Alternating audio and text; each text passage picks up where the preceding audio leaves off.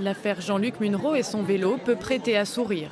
Arme par destination. Voilà, l'arme, elle est en face de vous, messieurs, dames, elle est très dangereuse.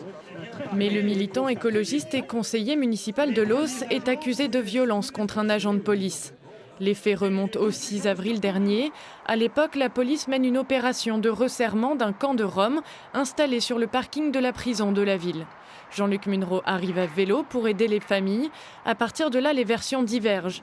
Lui dit avoir été poussé à terre par les policiers. Eux disent qu'il leur a foncé dessus. Pour les militants, Jean-Luc Munro serait jugé pour un délit de solidarité.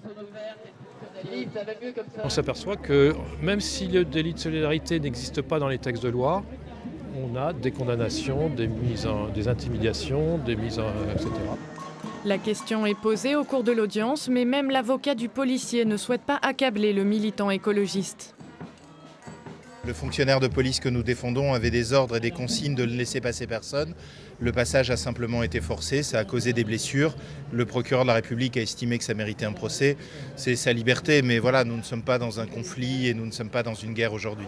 Au cours de l'audience de 3 heures, le procureur a exclu l'idée d'un délit de solidarité. Ce qui est reproché à l'accusé, c'est d'avoir blessé un policier, pas son action auprès des Roms. L'affaire a été menée autrement que comme si c'était un délit de solidarité qui était reproché à Jean-Luc Munro.